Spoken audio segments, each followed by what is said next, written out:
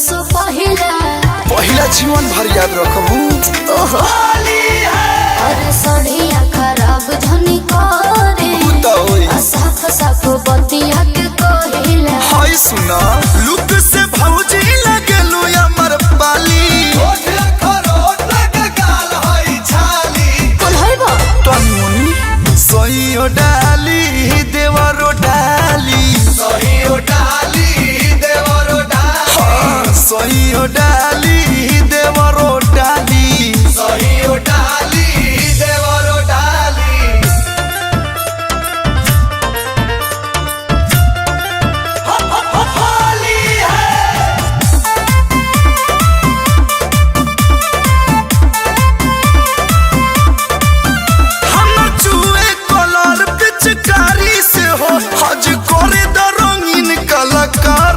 रंगोली बनावे दा तू तो रंग के बहाने कुछ और को देबो हम जानो तानी काम सारा और को देबो। घरे में चलो घुमा दी मनाली ओरिजिनल ना बुझा तू जाली का ओरिजिनल टोके देख लो सही डाली देवरो डाली सही डाली देवरो डाली अरे सही डाली देवरो डाली सही डाली देवरो डाली। जोड़ा पिचुकारी के ले लो सवाद अब फागुन के बाद भौजी देबू आशीर्वाद का सही डाली देवरो डाली सही डाली देवरो।